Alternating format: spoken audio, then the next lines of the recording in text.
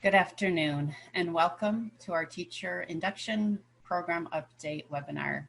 We are really so glad to be here with you as we continue to work together to move through the current issues in credentialing within the COVID-19 crisis. It seems that on so many levels, change has been our constant at this time, and at the Commission we have worked diligently to address the many changes that this time has brought. Commission staff is presenting multiple webinars over this week and next, and they will all be recorded and available on the Commission page. So again, we appreciate this time to meet and address some of the pressing issues for teacher induction programs. I'm Karen Sacramento, Commission Consultant, and I work with the teacher induction programs.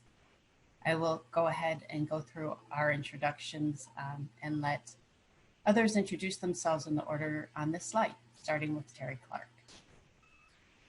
Happy to be here, everyone. I'm Terry Clark. I'm the Director of the Professional Services Division, and we hope we have some good information for you here today.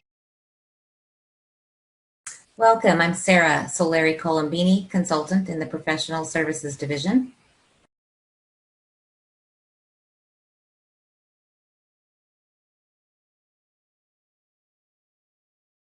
Since Karen already introduced herself, I guess we skip over to Gabe Roby.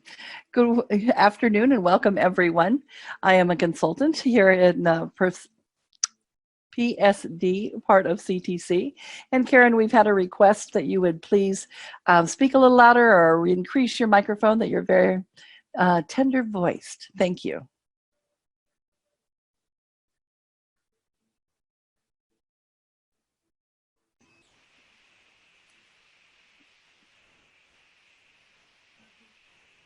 Brittany, your turn to introduce yourself. Hi, I'm Brittany G, and I'm a manager for the Certification Division. And welcome, everybody. And hi, everyone. My name is Amy Rising. I'm the Director of Performance Assessment, Policy and Development for the Commission on Teacher Credentialing. Thanks for joining us this afternoon. Thank you. And I have increased my volume, so send us a note if that's not loud enough. I'm now going to move on to the next slide, the webinar norms. A few norms for our time together today. Your microphone, as you've noticed, has been muted upon arrival. If you're called to speak, the moderator will go ahead and unmute your microphone and then you'll be able to talk. We ask that for questions, you use the question and answer feature in Zoom to post your questions, and then we will have a record of questions asked, and we'll address those questions within the Q&A throughout the presentation, and then also at the end of the webinar. We have some time for that. If you want to put the slide number along with your question, that will help us organize along the way. We ask that you keep questions to a general focus rather than a program or candidate specific focus. At the end, we will share staff emails for program specific questions. And then to the extent possible in your setting, please avoid multitasking during the webinar to ensure that you hear all of the information that's presented. We have quite a bit to cover today, and we will be moving right on through from one topic to the next. And then last, just that you honor our time together, both for the participants and the presenters, so that we have an opportunity to cover all of the prepared material. Moving on to our next slide, our agenda for today. Karen, could you project even a little bit louder? Okay, I'm actually gonna even turn it up louder. Thank you, let me do that quickly. All right. I'm not sure that turning your speakers up actually increases your microphone, so you may just want to get a little closer. I'll get closer and I'll talk louder, thank you. So our agenda for today will cover multiple areas with a teacher induction program specific lens. Full documents cited in our PowerPoint are posted on the Commission webpage. So today we will be addressing candidates' need to work with program personnel and how that will look. We'll go over recent Commission action at the April Commission meeting last week. We will be covering the enhanced IDP, the individual development plan that goes with the candidate from the preliminary program to the teacher induction program. Various roles and responsibilities outlined to support candidates, resources for programs, for mentors, for candidates, and program leadership, and then a time to answer questions that have come in that we haven't been able to answer along the way. This slide is titled So Many Candidates, So Many Candidate Questions. The CTC is not a large agency, and we're getting a lot of candidate questions. And when those come to staff before coming to their program, it's difficult for us to get to all of them. And usually the program is the best source of information for the candidate. So individual candidate questions should be addressed by the program whenever possible. We ask that you do some things to help with that you share your program's internal communications with your candidates. And then you instruct your candidates to contact you, either their program director or coordinator, for questions around the impact of COVID-19 on the completion of their program or on their year of participation and what that means. Specific candidate credential questions should be sent to the dedicated credential email, and that's credentials@ctc.ca.gov. And also, if we provided a document that's posted on the commission page, then an email from staff is not necessary to provide verification on that issue. That is a definitive document, and so please reference those documents that we've created and posted for guidance. Some more general guidance. The CTC continues to use an all-hands-on-deck approach to closely monitor the status of COVID-19 and the impact of that on school and university closures and candidates being enrolled in educator preparation programs. We are specifically concerned about candidates' ability to complete educator preparation programs during this academic year, and we will continue to look for ways to mitigate the situation in this ever-evolving landscape. So I'm now going to turn it over to Brittany from our certification division to address credential actions. Thank you, Karen. So I'm gonna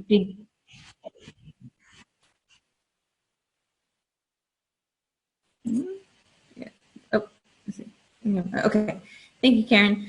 So I'm going to start talking about the agenda item 3A that was passed at the last commission meeting. So the first requirement is the basic skills requirement. This will mainly cover the out-of-state prepared applicants or out-of-country prepared applicants. The commission acted to defer the basic skills examination for applicants impacted by the health and safety restrictions related to COVID-19. And this deferral would start from March 19th and go through September 1st.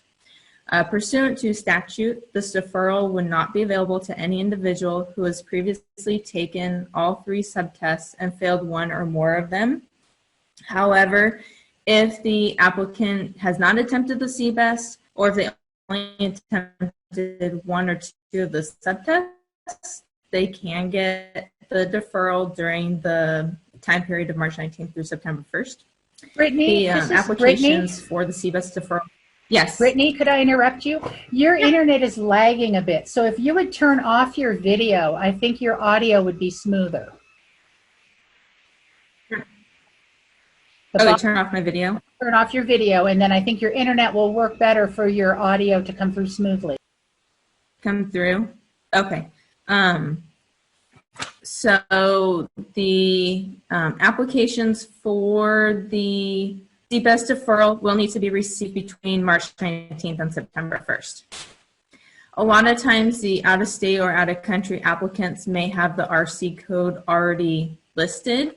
So if somebody does have that code already listed, they meet the deferral requirements, the educator or the employer can send credentials email, or sorry, the commission an email to credentials@ctc.ca.gov asking for the deferral.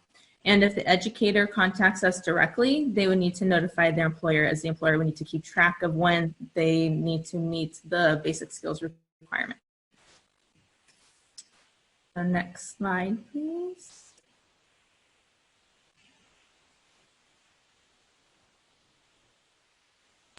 Sarah, next slide.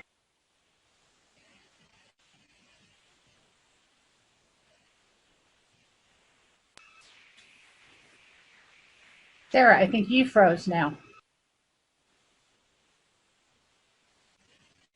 So for extensions,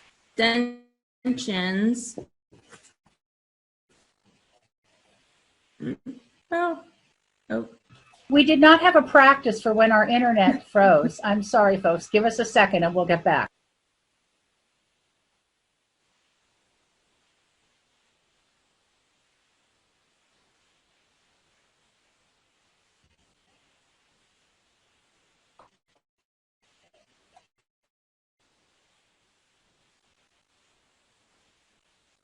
I just have a quick question. Is it my screen that's blank, or did we lose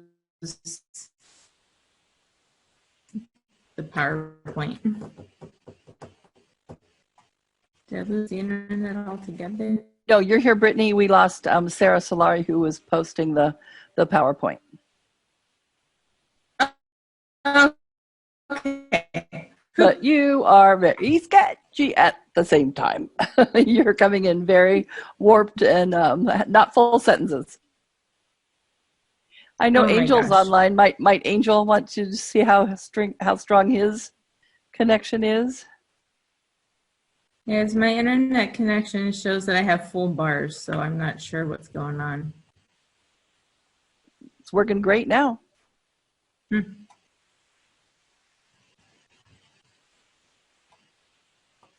My apologies. I just got kicked off the internet.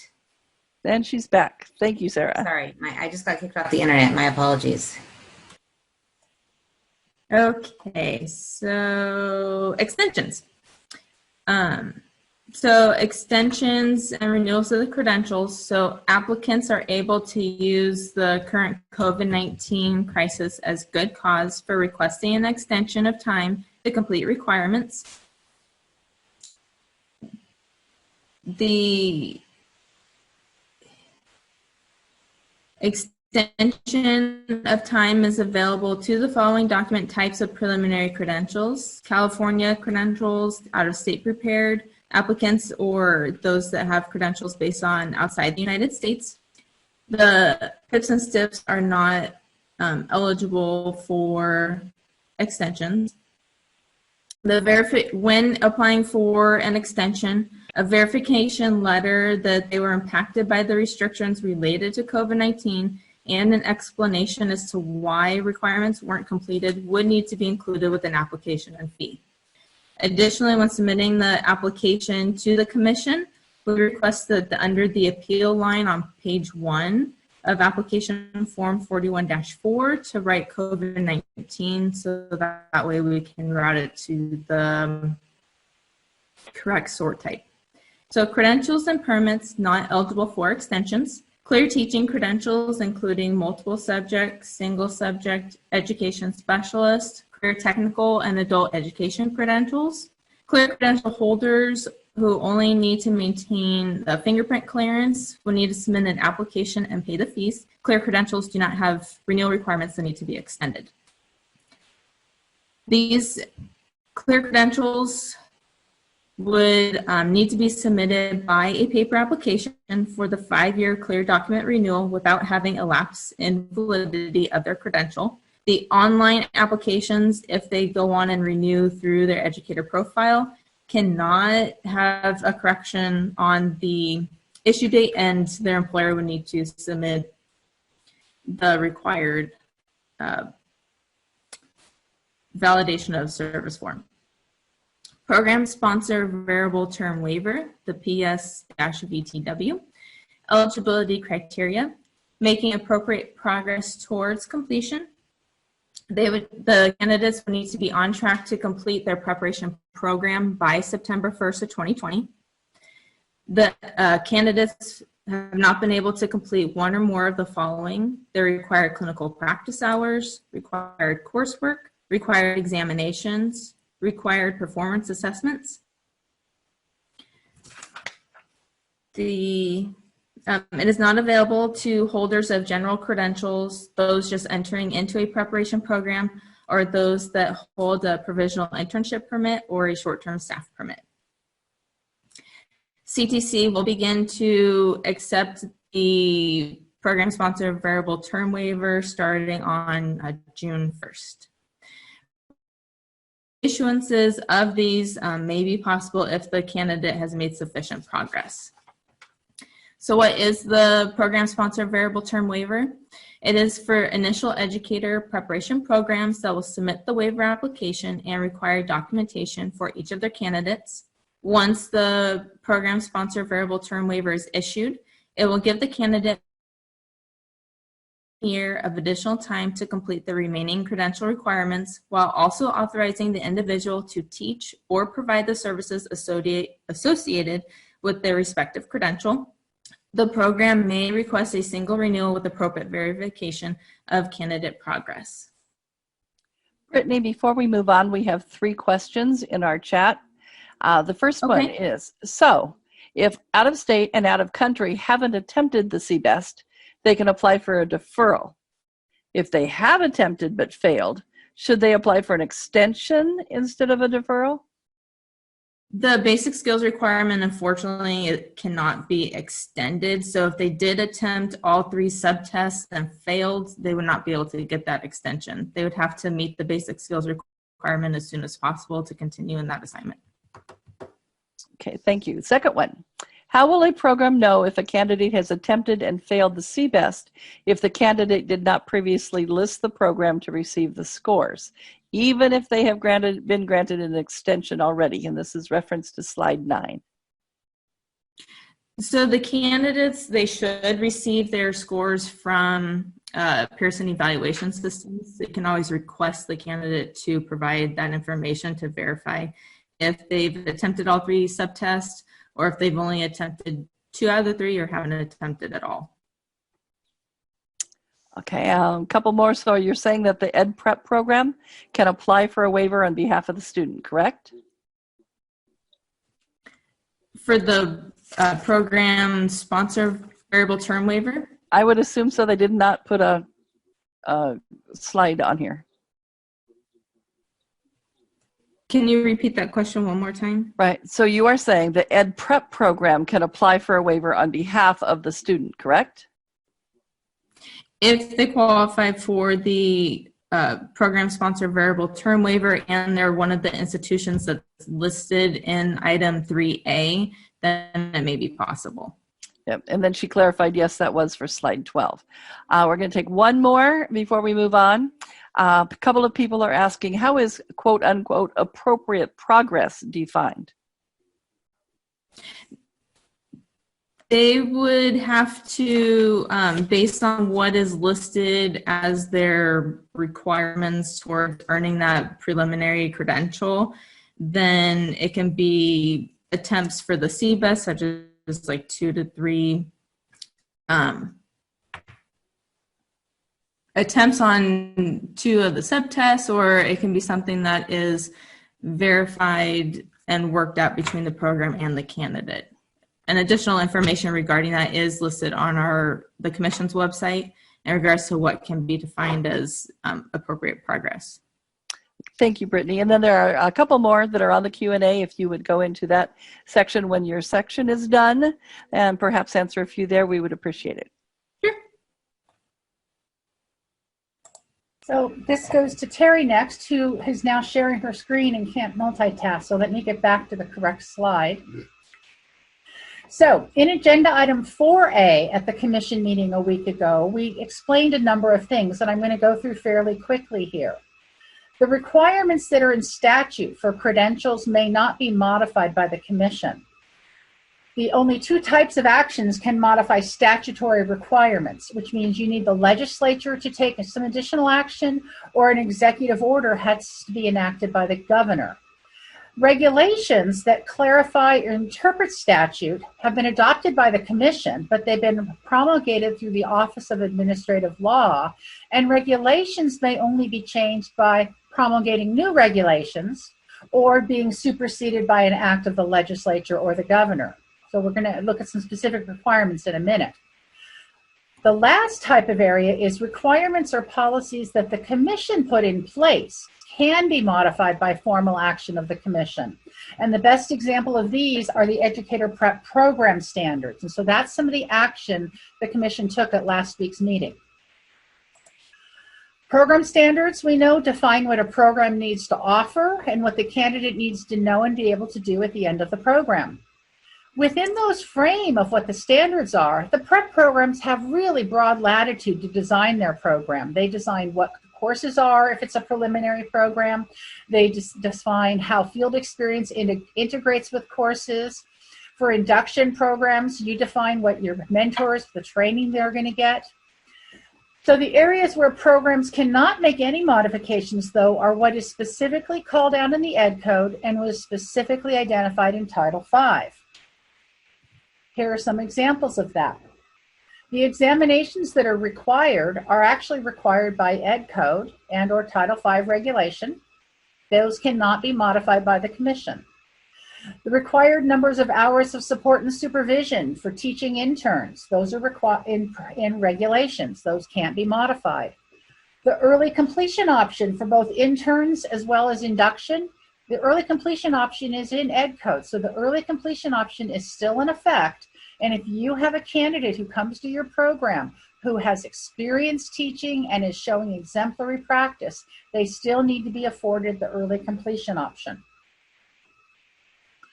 So there are some changes that were made, and what we're asking all programs to do is to document any modifications you're making this spring, summer, and into next year. We want you to develop and maintain a summary document for each of your programs. And in the summary document, you'll define any modifications you make.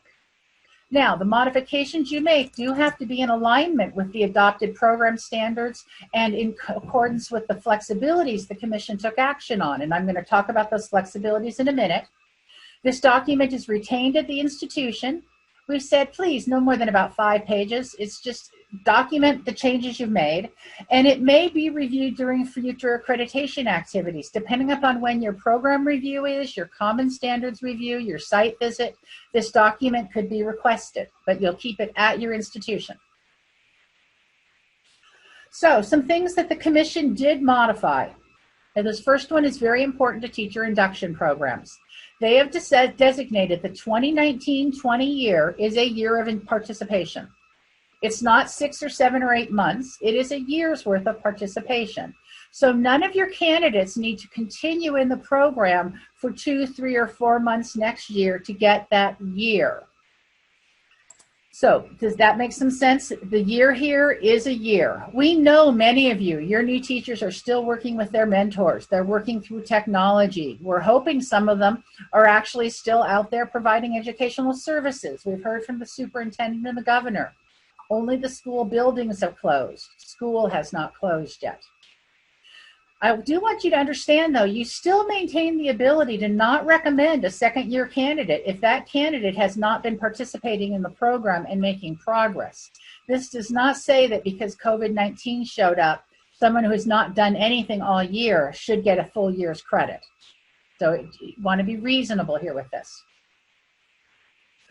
The agenda item also is saying that the precondition that says you need to hold a preliminary credential, that's not going to be held to, because these people that come to you with program sponsor variable term waivers aren't actually going to hold a preliminary credential.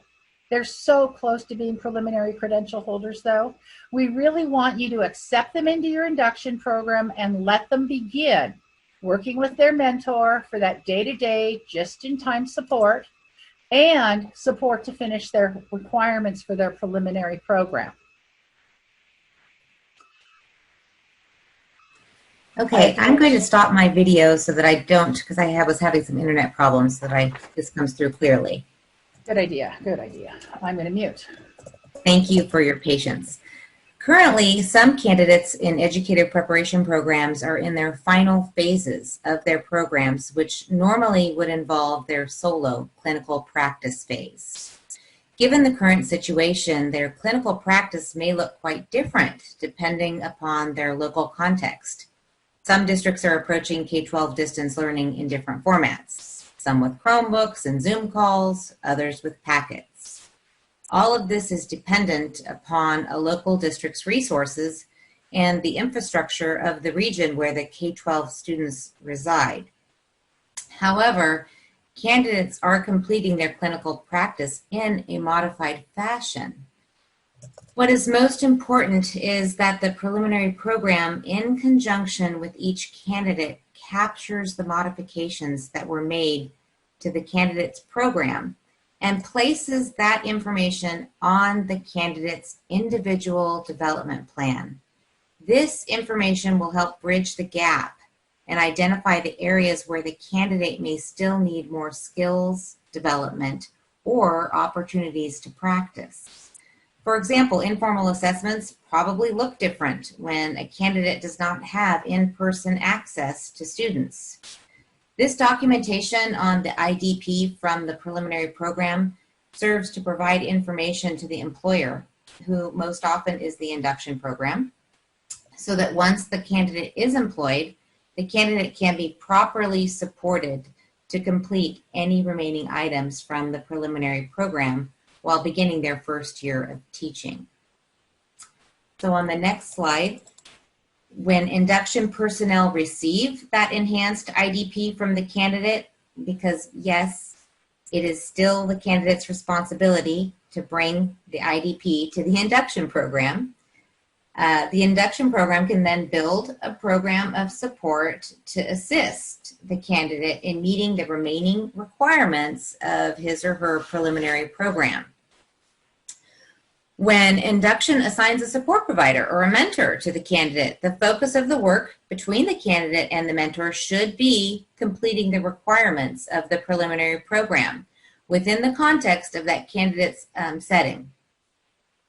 If it is customary for induction candidates to complete an inquiry cycle examining a problem of practice during their first year of induction, this would not be the experience of a candidate on a PS variable term waiver. Instead, the candidate's work would be focused on completing the preliminary program requirements. So cycle 1 or cycle 2 of the TPA would really replace that inquiry work. And I think I'm handing this off to Amy.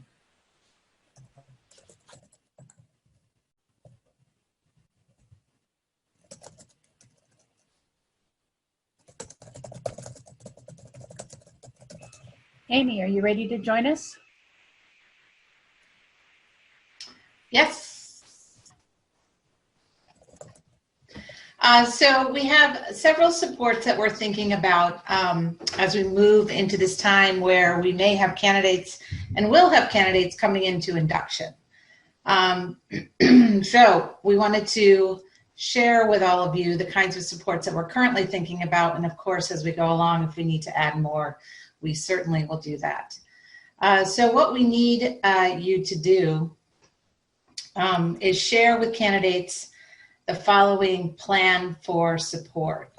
So what we need is for candidates coming into your programs to have a supervisor or a faculty person at the program holding an in-person or virtual office hour, hopefully at least bi-weekly for candidates that have questions. So the preliminary program would be doing that. Or, and again, remember, these are suggestions. You probably have much better ideas about how to support your candidates. We would like the programs to identify faculty and or supervisors who will respond to questions, of course, in a timely manner. And questions particularly about progress towards completing the preliminary program. We would like the programs to provide access to a credential analyst. And of course, the commission will be working with all of our credential analysts out there so that they are well aware of how to support candidates with the PSVTW or other documents that they want to pursue, and make sure that those requirements are applied for appropriately. And then, of course, once the preliminary requirements are completed, then there would need to be, at that time, the discussion and application for the preliminary credential. And then finally, the other idea we wanted to offer was that we would hope there would be the capacity to set up technology-based learning communities for candidates. so that they can interact with each other either synchronously or asynchronously, so that they could support each other, do peer review, share questions, and problem solve. Amy, if I could provide a little bit of a clarification on this slide. This is what we think preliminary programs will be doing to assist you as an induction program. Right? Yeah. So this is what we want the preliminary programs to do this spring, through the summer, through the fall, into hopefully, not necessarily, but perhaps next winter, as you help your preliminary candidates complete their program.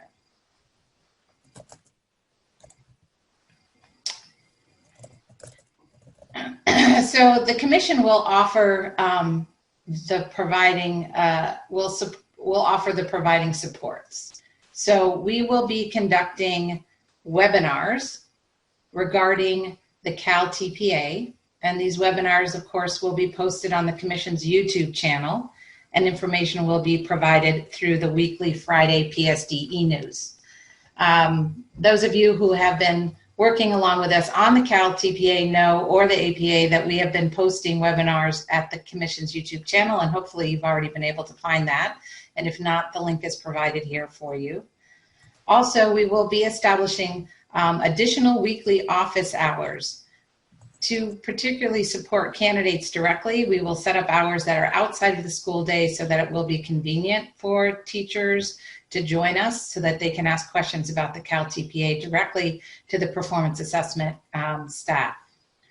In addition, we're thinking we will also offer call-in office hours for induction directors and coaches and mentors who are supporting teachers, so that they can ask questions about the Cal TPA and how to best support candidates.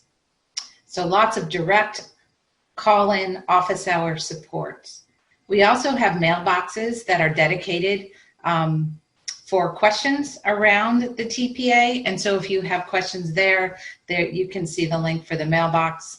This would be for candidates asking questions, faculty, employers, and program directors, so then we can get back to folks in a timely manner. We also have a lot of support coming from our technical contractor evaluation systems group of Pearson, and they also have support mailboxes and things like that that you can find at the www.ctcexams.nesinc website. And finally, for general policy questions, you of course can contact us through yet another mailbox called tpa@ctc.ca.gov.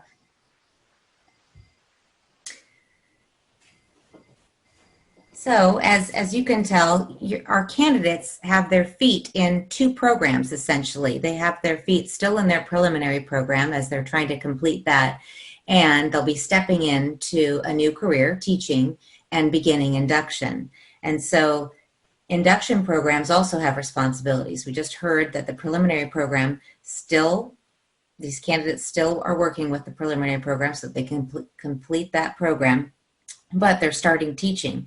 So induction programs have some responsibilities, and those include following the guidance that the Commission provides to induction programs for candidates who are holding the program-sponsored variable term waivers, providing a trained mentor to candidates to assist them with the completion of that preliminary preparation work. The Commission, as Amy mentioned, will have webinars available for mentors to better understand their role in supporting candidates who are taking the TPA. Induction programs really should orient the mentors to their role in supporting candidates who have these variable term waivers around any additional needs they may have, given their unique experiences during their preliminary program. These are interesting times, and so they come with a lot of different experiences and really need some unique supports. So with the next slide, really as a program leader, you're going to want to ensure that your mentors continue to provide that just-in-time support to your candidates, as there will still be the day-to-day struggles that candidates will experience during their first year of teaching. Most importantly, you're going to want to honor the work of the candidate that is done to complete their preliminary program requirements as part of their induction experience. Once the candidate does complete their preliminary program requirements, Then the candidate may continue on with their induction experience, which really is that personalized, job-embedded professional growth based on the individual candidate's needs. With the next slide, programs really should still maintain the expectation that induction is a 2-year experience, and that is still for those variable term waiver candidates. The only reason that you would need to extend induction beyond the 2 years would be for a candidate who needs additional support, or if that candidate has not participated fully in that program. Really critical to the success of the candidate and really to ease frustration on the part of your mentors will be to maintain some strong partnerships with your candidate's preliminary programs. The more you understand about your candidate's preliminary experiences, the better you can design a system of support around that candidate. The more informed your mentors are about the teaching performance assessment that the candidates have to pass to complete their preliminary program, the better prepared they are to assist their candidates to meet their requirements. You really want those high levels of efficacy among all participants, candidates and mentors. So reach out and establish connections with your preliminary partners. Maybe have a weekly virtual office hour established with your preliminary partners so that you can ask questions that mentors or candidates may have. Ultimately, just don't let a lack of information or ambiguity be your downfall. And next is, let's see, Gay. Next is mine as I disengage from the question and answers and leave that to the rest of the folks. So, turning towards our mentors, we want to spend a little time thinking about what kind of support will our mentors need as they're asked to do a little bit different support of candidates next year. Because our mentors are going to play a very key supportive role in candidate completion for the remaining requirements from their preparation program. We believe that probably in the high 90 percentile, most of what's going to be needed are for candidates to submit their performance assessment cycles, whether it be the FAST, the Ed TPA, or the Cal TPA. So the program helping them is most likely going to be the mentor. They might have coursework, they might have clinical practice, but most often it will be the submission of their, what we call cycles in Cal APA. The mentors are going to support that candidate through what we would be thinking of as thought partners or critical friends. This is the phrases that our chair of a commission used last week. The candidate has been instructed in how to do the submissions, but accomplishing those things requires a lot of extra work, a lot of juggling of balls, and if you have a person alongside them helping them understand what needs to be done, looking at it critically, will be very much a part of the mentor's role. Mentors will be provided professional development sessions, both in the form of webinars and, as Amy mentioned earlier, office hours, things like that for them also. That's going to be explaining what is expected of them. The webinars are going to equip our mentors to help candidates with either clinical hours or professional performance assessment requirements or any of their other outstanding requirements. The webinars will be provided by commission staff, mostly from our performance assessment development team, but also with the help of professional services division staff as well, the folks responsible for the state's model, the Cal TPA. Terry has been in contact just this morning with folks from the Ed TPA and assuring them that they will be getting out their communications and their support will be there as well. And then our third model, FAST, being from CSU Fresno, they support their own candidates in a very smaller scale and will be keeping their own documentation and communication open as well. It's important to note that while the candidate's IIP will focus on completion of his or her remaining requirements for the preliminary teaching credential, the mentor will also work with the candidate, also known as the new teacher, as they acclimate to their job assignment. So mentors will be working with just-in-time support around issues of classroom environment classroom instruction, student engagement, while at the same time they are becoming that critical friend and supporting the candidate in completing that credential. So as Sarah said earlier, the 1 foot in each program. So they're completing one and while still becoming more adept at their skills inside of their classroom practice. And then slide 25, sorry. The PSWTV, VW, I haven't seen that yet. The PSVTW candidates will be bringing an individualized IDP plan, so a development plan, also known as a transition plan, with them from their preliminary program.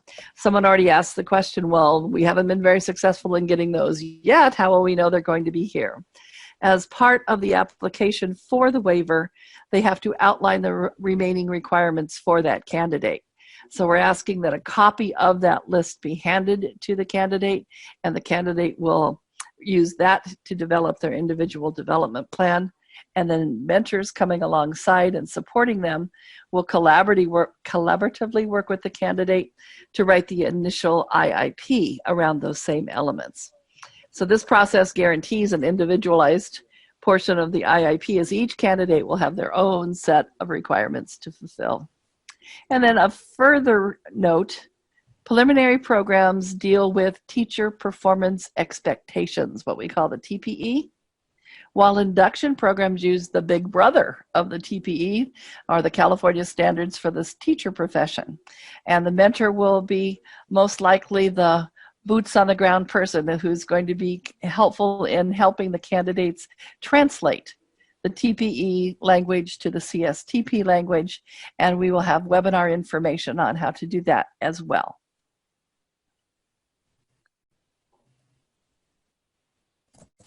Okay, I think I am next. I believe we have a number of questions. Maybe we can continue on and go through resources and then just take the questions around the slides that were covered recently and cover those all at once. So in terms of COVID-19 resources, Commission staff continues to produce ongoing and updated COVID-19 resources.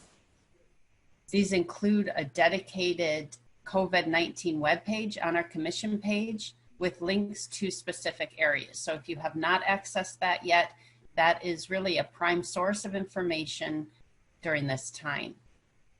We also have a COVID-19 information and guidance document specifically based on last week's Commission action, which we covered in part today.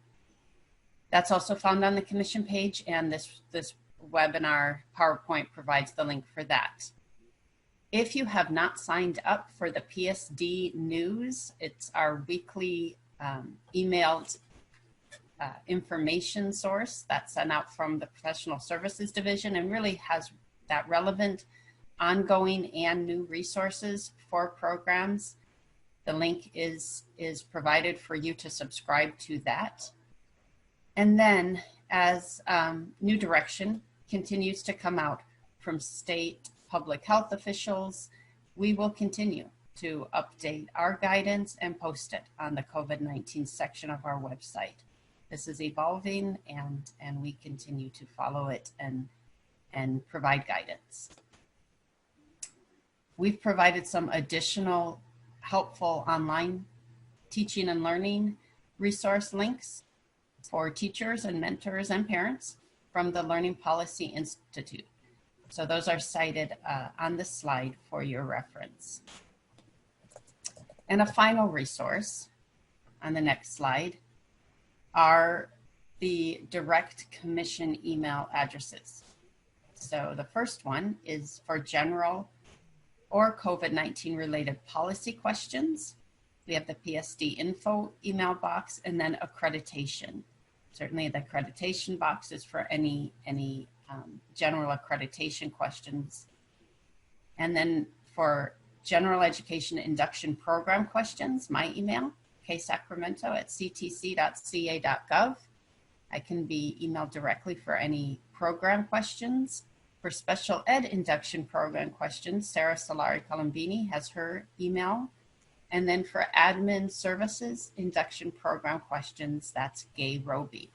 And we have provided her email there as well. So our final slide, we're going to pop back to the Q&A from our presentation.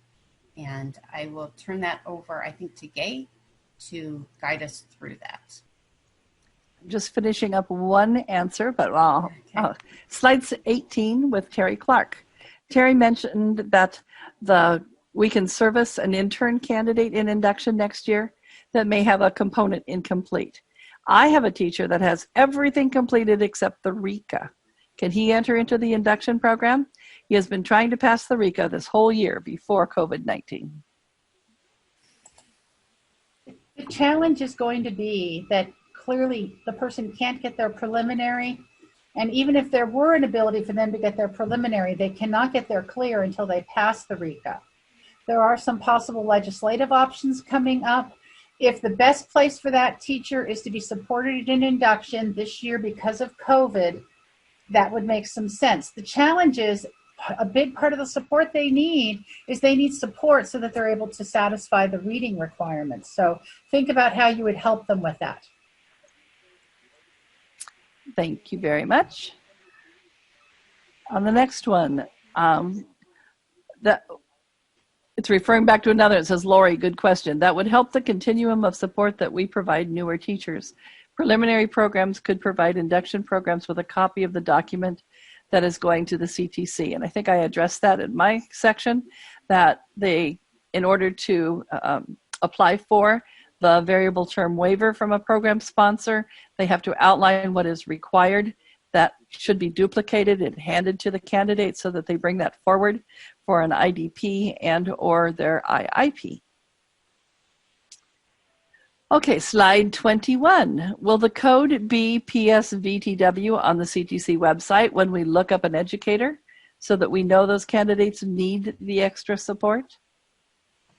I guess that would be a Brittany question.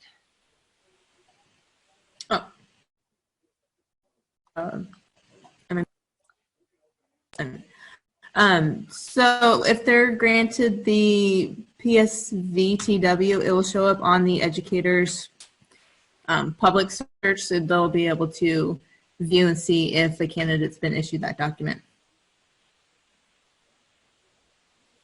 Okay, thank you. My superintendent was concerned about added responsibilities put on districts to pick up where prep programs left off. Will prep programs do anything to assist districts/induction programs with finishing prelim requirements, or is it up to the districts alone? Amy, will you field that one, please? Sure, thank you, Gay. Yes, absolutely. The preparation program will maintain a relationship with their candidates until such time that they complete the preliminary requirements, because they are the institution that needs to apply for that preliminary credential. So they will maintain some kind of relationship with the candidate. Programs will do this in different ways, so it would be a good idea to understand with what your candidates are going to be needing for support in addition to what their program is offering them. The commission will offer a lot of support, and induction will offer support. So really together between the preparation program, the commission, and our technical contractor evaluation systems and the induction program, we will all work together to support those candidates. But yes, preliminary programs will be offering support. And then Terry, I have a couple for you. There is a discussion about TPAs now moving to being supported in induction programs. RECA seems to be a bigger hurdle. Is there also an expectation for RECA support in induction? I don't think so. I think the RECA support is the area of the preliminary program, in that that's where the candidate is taught the theoretical understanding of RECA and how to teach reading. So I think we need to help the candidate work with their preliminary program to practice their skills. There also is a bill pending about the RECA, about possibly have some program options for that. That may be coming, but it's clearly not going to be here right away for candidates that are already in this situation. And then secondly, what about interns that will not be getting the VTW? Okay, so I already said that if an intern is in the same situation as a PSVTW person, in that they've done all their coursework, they've done all their clinical practice, they've done everything except finish a TPA, that person, even though they're on an intern credential, should be work supported in induction. What we're going to talk about is the individual who is so close to a preliminary credential, they just have to finish their performance assessment. The best place to support them for that is in an induction program using the resources that we've shared here. So yes, in that case, you can support an intern this coming year in induction. And then Stacy Tizer asks, is there a chance that a candidate would take the full 2 years to finish their preliminary program? And I'll take that one. As Terry just said, this is someone who has finished 90+% of their program. All they have to finish is a submission of the program assessment.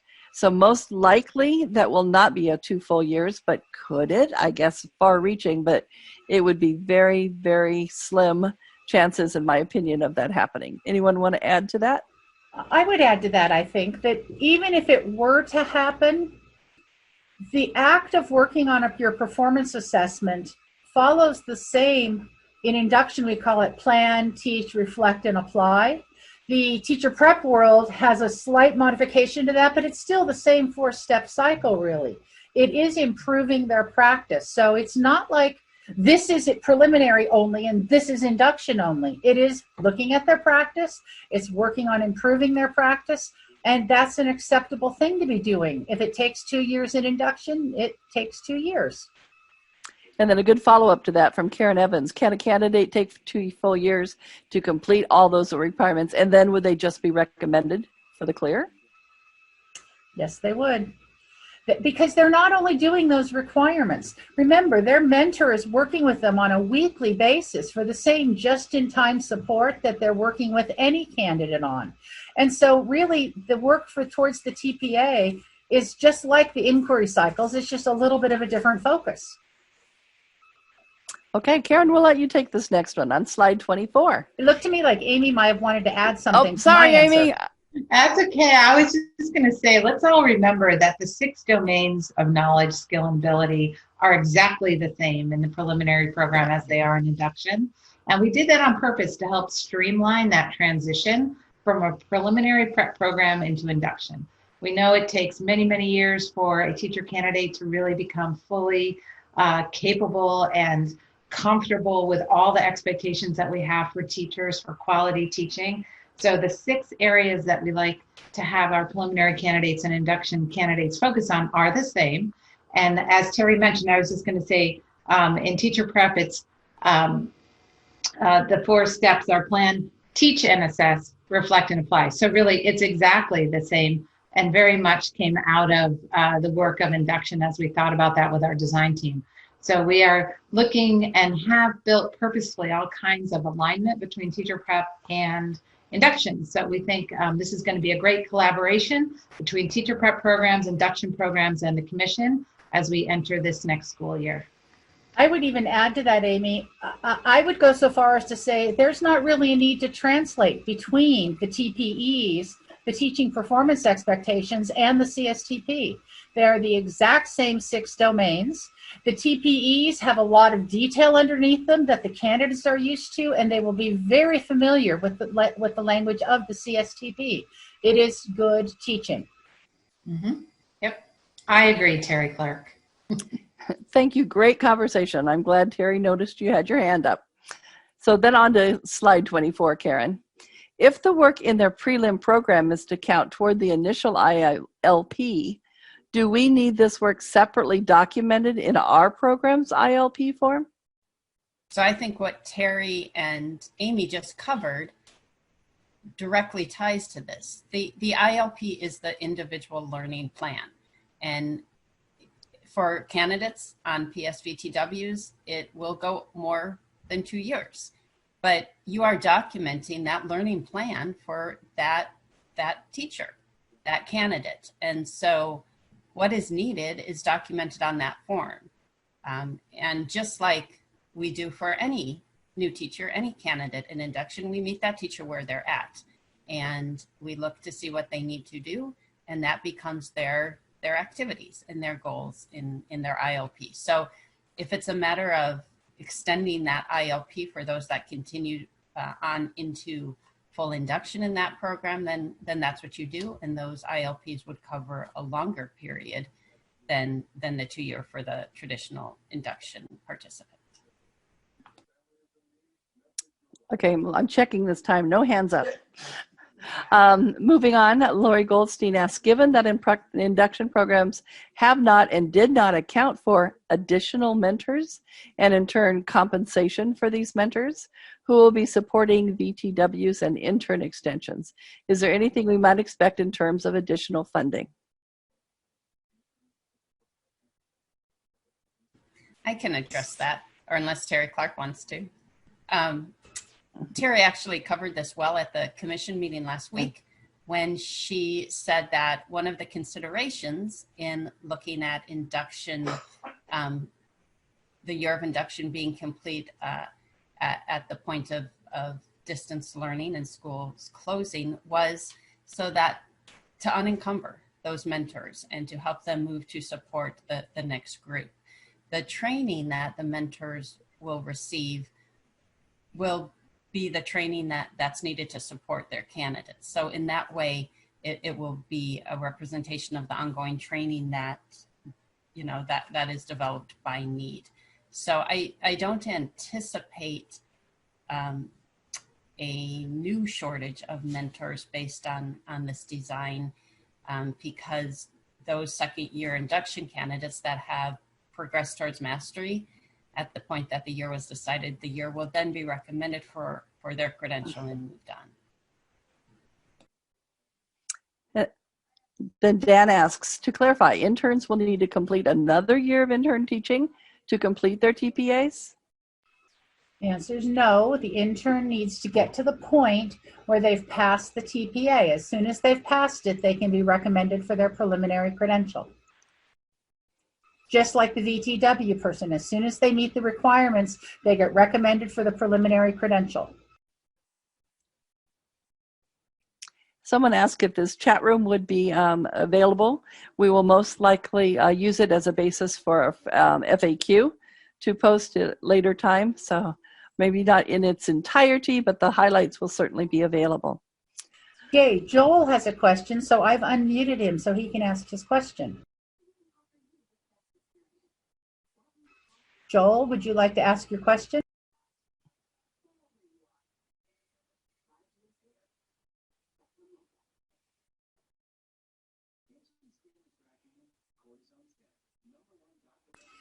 We'll come back to you, Joel, if you can get unmuted. Sorry. And I'm not able to unmute him either. It says I can, but it lied. Kimberly Now is asking, when will the PD for mentors be available, recorded, and when will they be open beyond the webinar initial date? And will they be open beyond the webinar initial date? Amy's staff is developing plans for this. Once it is done live, it will be available 24/7 on the commission webpage on the YouTube channel. And I think, Amy, weren't you thinking sometime this summer you'd be able to get to this? We've had a few things to work on lately. Yes, but if you're ready to get started, we're ready for you. If you go to our website, we will make sure that we have the archived webinars that we've already developed around the 2 instructional cycles. We'll make sure those are available to you. We'll put them on our YouTube channel so that if you wanted to literally get started or just sort of take a walk through, we have offered these very explicit step-by-step reviews of our instructional cycles. So we have one version already ready, but we will be making new versions because we always have new things to offer and share with you. So I would say check that out. I would also start really paying attention in the PSD e-news to all the performance assessment supports we offer now. And there's never a time like right now if you want to get started, and you can start joining those and building that knowledge base. But the ones that we will, particularly tag as for induction mentors and coaches and directors, we certainly will get on with that. probably within a month or so, have them available through the summer. You do want to think about when you pull your coaches and mentors into them, though, because we have learned over the years that really just-in-time training and support to mentors and coaches is really quite valuable. When you train them months and months in ahead, sometimes it's just not as worthwhile. So whatever we do offer live, we will always archive it, and you guys can use it as you see fit to support your cohort of mentors and coaches. And we also did agree to a weekly call-in. So we will be here available for you every week, all year long, to take any questions you have. Next one is from Joel Tebb. So perhaps this is what he was going to say live. Is it recommended that VTW holders have a modified ILP for the beginning of induction, or no ILP until the preliminary is in place?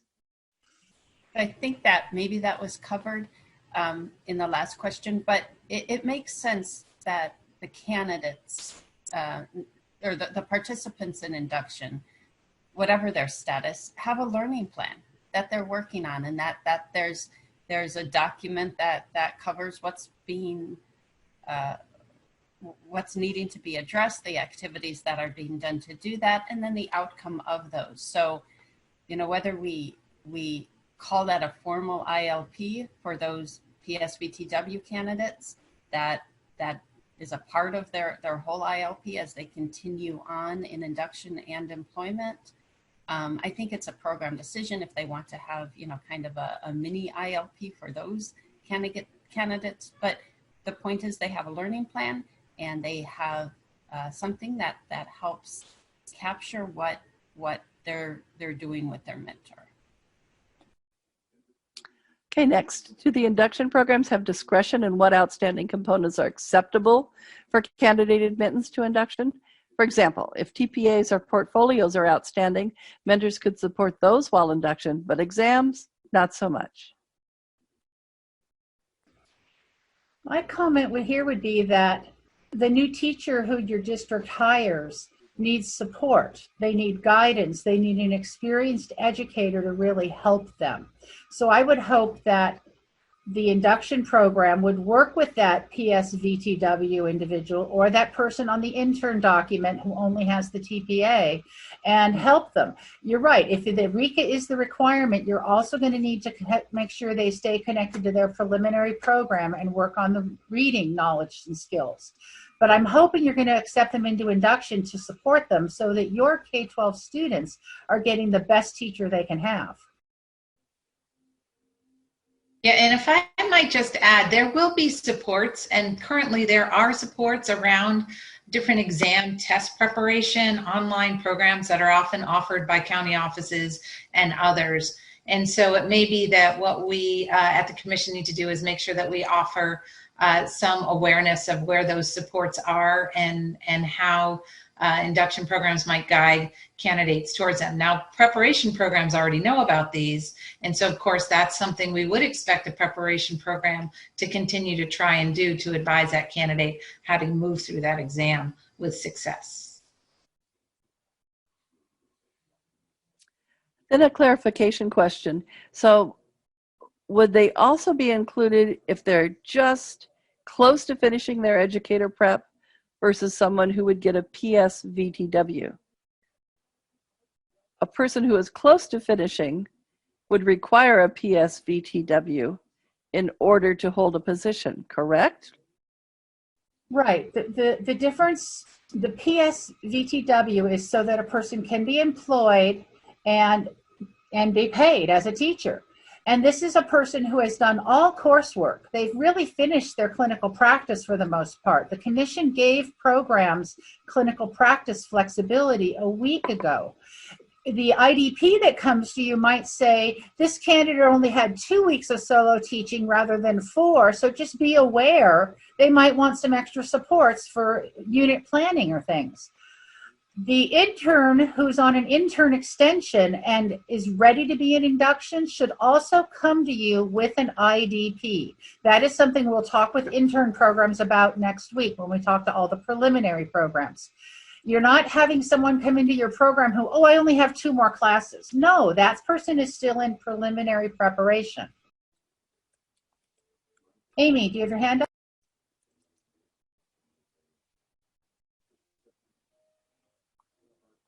You're muted.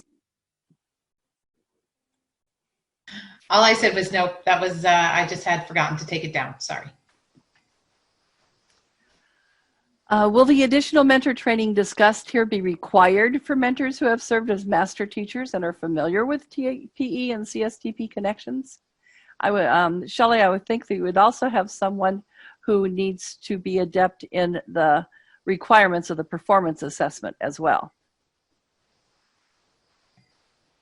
I see head nodding. Amy, you're still unmuted.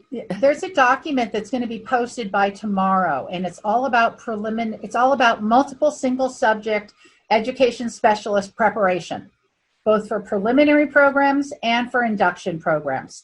That document is going to have a wealth of information in it. We're just finalizing it today.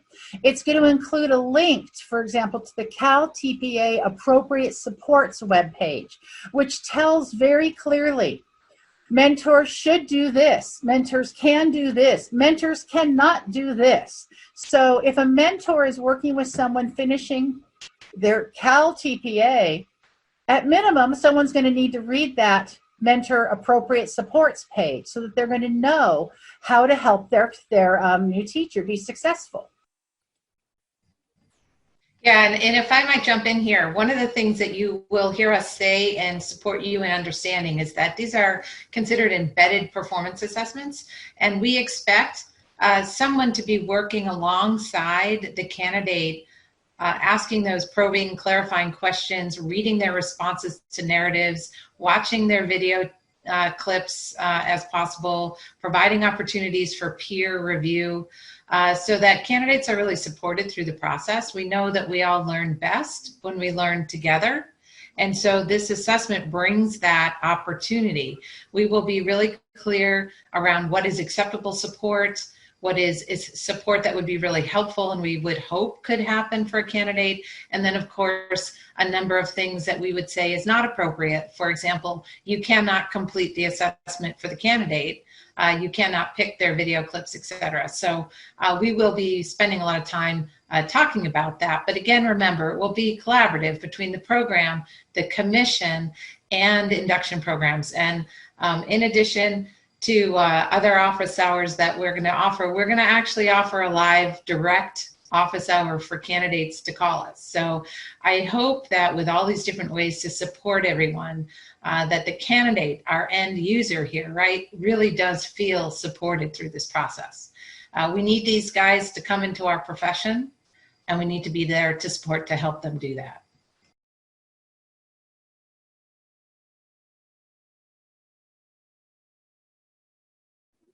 Sorry, I had muted myself. So again, if a teacher needs to complete their preliminary credential, their path for clearing is induction. If yes, what if the preliminary candidate does not meet the district's requirements in order to participate? For example, full-time employment and or probationary or permanent contracts. Does the district have to accept them into their induction program, or do we advise them to find a program that will support them? I'll speak to that, and then if anyone else wants to jump in.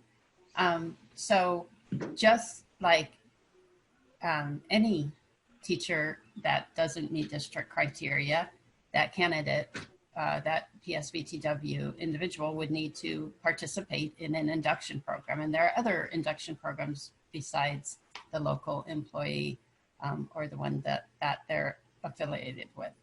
But I would hope that, you know, the commission doesn't state that a candidate has to be a full-time teacher to participate in induction, or that they can't be on a pro or not full-time contract. So our goal is to support these teachers. These preliminary candidates are moving into the workforce, and that's what this PSVTW allows them to do, with just a very limited amount of things to finish up because of what has happened that has stopped their program participation at this point. So to the extent possible, I hope we are able to work with these candidates in new ways. And I will just speak, for someone who typically wears an induction hat, it's daunting in some ways to think about the TPA and the TPEs, but this is not a big shift as I've come to learn so much more myself. And Amy and Terry spoke to this so well, but what mentors do currently is so much of what they need to know to be able to work with these PSVTW candidates. The Plan, Teach, Reflect, and Apply cycle, as Amy said, is so much of what will be needed to support these PSVTW candidates. The TPEs are the CSTPs, so the candidate is well versed in that as well as the mentor. So I think it may not be as overwhelming. They are that support system as Amy spoke to, and much of what they already know and have been trained in is what will be needed. I'm scrolling through to see if we can find some additional questions. There's a lot of repetition. I'm sure they all came in at the same time, but we haven't, I don't think, addressed, is there any hope of an executive order or any timeline on an executive order still? I will address that.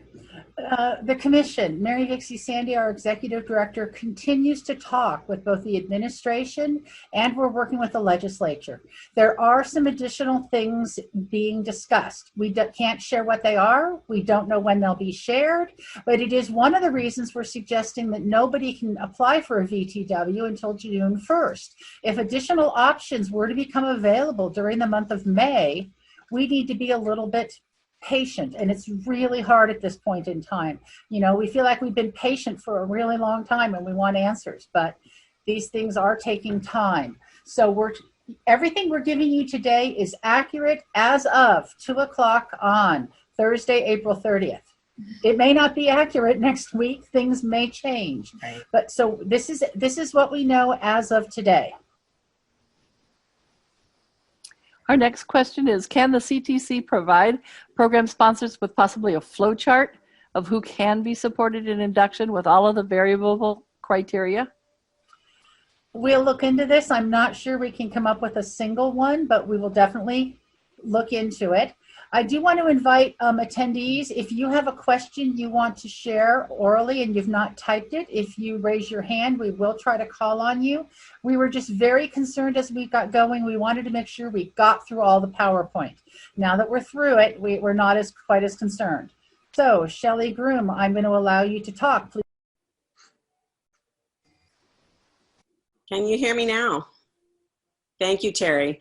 I just wanted to clarify. I'm actually just trying to picture the mentor's role, and so the preliminary program supervisor is not providing the TPA support. This is now going to be the mentor's role. Is that correct? It should be a collaboration between both. Okay. And so my question earlier, I'm thinking of the mentors who have also served as master teachers and supported teachers who are in prelim programs as student teachers, have a wealth of knowledge about supporting them. So my question really was, do those folks need to do this additional training, or is that like a program decision? Like I can look at a mentor like, okay, girl, you need extra training. This one, you're on it. So that it's not going to be required training. That was my question.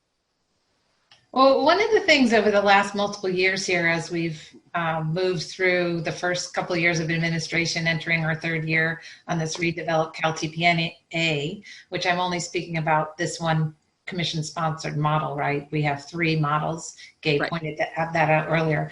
But we have been encouraging our teacher prep programs for years to reach out and train supervising teachers and others in the district around the performance assessment expectations and what is measured in the performance assessment, what those rubrics look like.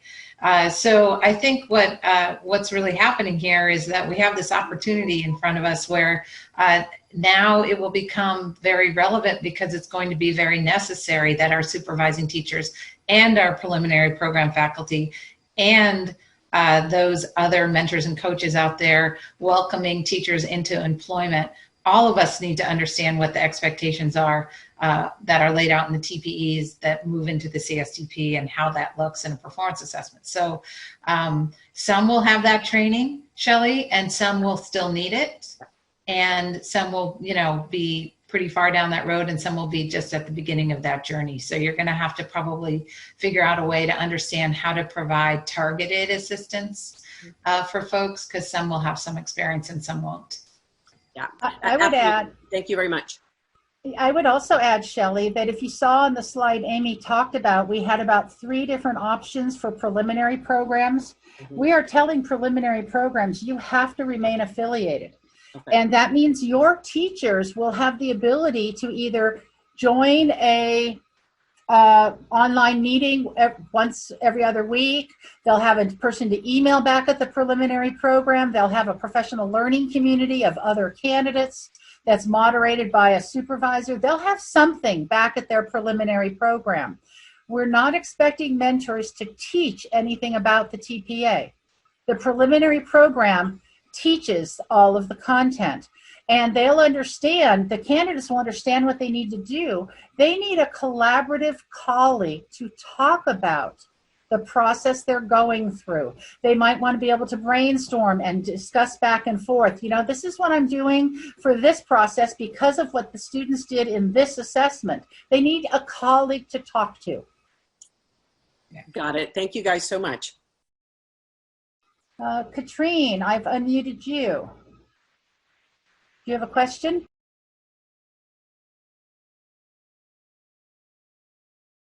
Oh, okay. I had to unmute myself too. Okay. Well, first of all, I just want to thank you all on behalf of this larger community in this unprecedented set of conditions. You guys are cool heads. There's huge resources on your site. And the fact that you're so receptive to questions and troubleshooting is a real tribute to the CTC. So I just want to say that to all of you on our behalf. And I also just want to encourage other programs out there to think about residency as a potential vehicle for really connecting to the IHEs. Our programs learned a lot about how induction and pre-service relate to each other. And really the IDP is going to be this thing that's going to lead to the ILP. So ultimately, what I'm getting from all this is we really need to, revisit the standards that call for attention to individual needs. This is about taking each candidate and saying, all right, your candidate Y, what is it that you need? What are your needs? What are your goals? What outstanding support do you require? And let's start with that. Let's not worry about the program first. Let's put the candidate first and then marshal resources around him or her. So, that's how we should support kids in every classroom too, if we could. So thank you all for that message, if I'm hearing that correctly. You are hearing exactly that message correctly. I'm going to unmute TK now. And when I unmute you, you should get a message that you can unmute yourself. Hi, Terry. Hi, Amy. This is Kelly Vaughn. So I thought I would come in here. Hi. I'm actually in the, in the teacher preparation program as one of the faculty. And my job is really looking at the teaching performance assessment, particularly in Cal TPA. So I was really fascinated with this, and I really echo the last 2 previous comments about how do we best support the candidate or the teacher now on the PSVTW. And I think part of it is, just like what was said earlier, is the individualization of each candidate that comes through. But I'm also thinking at this part right now is the pace or the initiative of who's taking that kind of initiative so that everybody is educated on behalf of that candidate so that we have a common, starting point. I know the commission is doing a lot in terms of of these kind of webinars and publications. I'm just thinking as on the mid-level ground with the various school districts in our area and those that whoever our candidates go to, how can, I basically start out with reaching out and helping those induction programs so that we can all be on a good early start with that collaborative stage. Yeah, great, Kelly. Those are great comments. I think that's right. I mean, the commission itself, I mean, you're kind of looking at us, right? There's one, I can see 4 of us. They're not like 100 people behind us, but you all, you know, there's hundreds of you, and you can work out as a teacher preparation program. You can reach out to your districts. Induction programs and districts can reach out to the teacher preparation programs, and of course the commission can come alongside. But it really is going to take all of us working together to make this successful for our candidates. And Katrine's point is well taken. We need to, you know, provide support to our candidates front and center. They're the ones that need support, and each one of them needs unique support. And I think we can make that happen together if we work together. Mm-hmm. Pat Pernin, I've unmuted you. Please go ahead and speak. Hi, I want to echo some of the things that have just previously been said. We had a phenomenal regional network meeting today, and we talked about all the things that were going on with the local universities and with our program and how we might support each other. And I said, do you want to get together again next month, and or in 3 weeks, let's talk about what we can do. Because as a program and also as an induction program for special ed, everybody's very concerned, and also induction for gen ed. We should all be talking about it. And they were so excited. They said, okay, let's meet again in 3 weeks. Let's talk about this. Let's figure out how we can do this together. And I said, well, we can even provide Zoom meetings if they need extra support for the Cal TPA. We can even provide Zoom meetings if they need to really learn how to write IEPs. They've never done that before, because we already do that. So here's where we can meet together, figure it out together, and get our teachers into the classroom where we need them into the classroom for all the things that we're doing. But thank you so much for having these meetings and for us to say, we just need to get together and collaborate. Thank you so much. Thank you, Pat. That's so good to hear. You guys are a great community, and I know we can do this. Marina, can I just you're comment next. on what Pat said real quick? Go ahead, Karen. Then Marina's up. Sorry, Marina. I just want to echo what Pat said, and certainly in the induction community, the infrastructure that has continued on a regional basis has been nothing short of extraordinary. And I see this as such an opportunity to involve the preliminary programs in this in a way that we haven't been able to do before, possibly. So I really do see this as an opportunity. We've struggled a bit with that transition plan and how to make that as purposeful as it could be for all. And maybe this is a launch for that as well. So thank you. So Marina, you now. Hi, thank you so much. We are just starting to understand the budget implications of potential of reduced funding for next year. And my superintendent has been asking me to look at the induction budget, and school sites are really concerned about mentor stipends. And so looking at next year and enrollment numbers, one of the things that they've asked me if we're able to do is like enroll new teachers on a rolling basis, given potential reductions in budgets. What do you all have to say about that?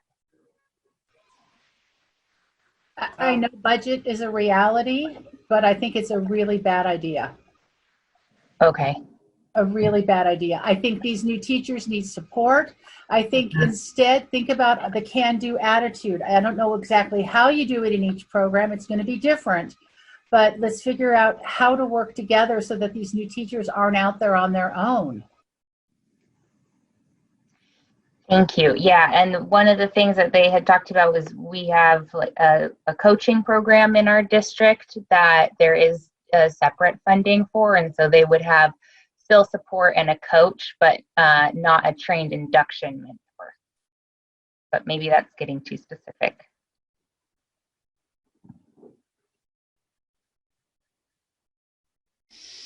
I don't see any other hands from our attendees.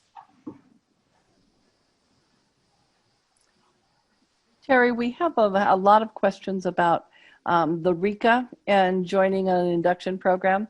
We've spent a lot of time talking about if they have TPA support needed, but what if they only have the RICA? Are they still eligible for induction, and what would that look like? I think I said before, yes, they're still eligible for induction, and I think they should be supported.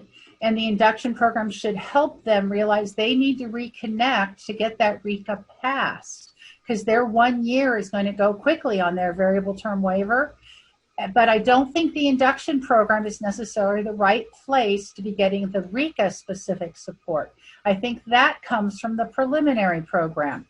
Whether the candidate may need an additional reading coach, it's hard to say. But for the TK-12 students that are in that new teacher's classroom, induction makes a lot of sense. It's just a matter of thinking that how do we also get that person past the RECA? And I might add, I think you covered this, but if a candidate is making a good faith attempt and progressing in that first variable term waiver year, and they need a second year because we really don't know what's going to happen next year. Schools might open, schools might close, they might open again. Individual candidates may get sick. We just don't know. They may need extra time. The commission has committed to being in the position to allow for a second variable term waiver. And again, as we go through time, if there's still a need, the commission will be here to take action on that. Terry pointed this out. I mean, literally, things are changing almost on a daily basis, certainly on a weekly basis, and we keep adding guidance. And the commission will stay flexible and still try and be there to support candidates depending on what the needs are. So reassure your candidates, support them. You know, nobody's going to pass an exam unless they actually learn the content. So really, candidates who are struggling to pass an exam like RECA, they really need access to the content. So it is a very different kind of support. So think about that with your candidates. When I ran my program, I used to have that conversation with my candidates sometimes. They would take a test multiple times, not pass. They'd come to me upset, and they hadn't really done any significant work to prepare themselves for the exam. Sometimes they really need that critical coaching conversation. And then of course, they need access to instruction so they can learn the content for the exam. So just a couple of thoughts on that front. It's a little different than a TPA, which is supported embedded performance assessment. Exams are different. There is already a guidance document on the issuance of the subsequent waivers. It is on the COVID Actions webpage. And so I would encourage you, if you're concerned about this already, to go there. I do know that you muted yourself. They have to have taken and passed a subtest. So there are some requirements. So check that, and we will again try to be flexible if in every way we can. Teresa, I unmuted you. Your turn to ask a question. You answered it in the chat. I didn't see that. I could expand the chat to see. It was about the ECO and the variable term waiver. So thank you very much. And like we said, we are going to pull the questions and answers out of the chat and get them available. Also, Sharice, you have your hand up and you've been unmuted.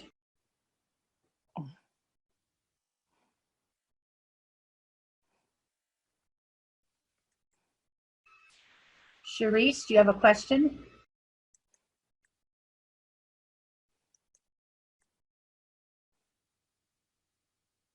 How about now? My question has to do with the closing of induction this year and the flexibility. I wasn't sure if I heard any conversation about that Terry was going to mention. So that was my question on requirements and flexibility for closing ILPs this year. Oh, this spring's ILPs.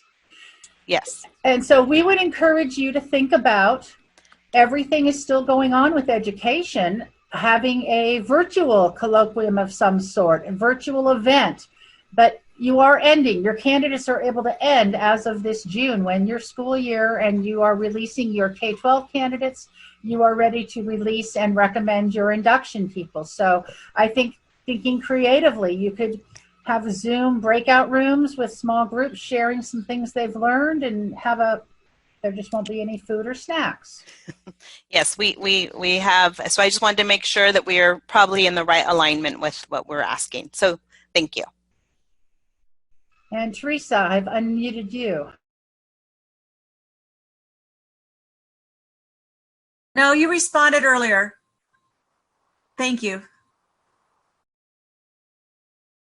Well, it is actually 2:30, which is our time. So thank you so much for joining us. We really appreciate it. And if we need to do another webinar in another couple weeks or a month, we will do it, because what else is there to do these days?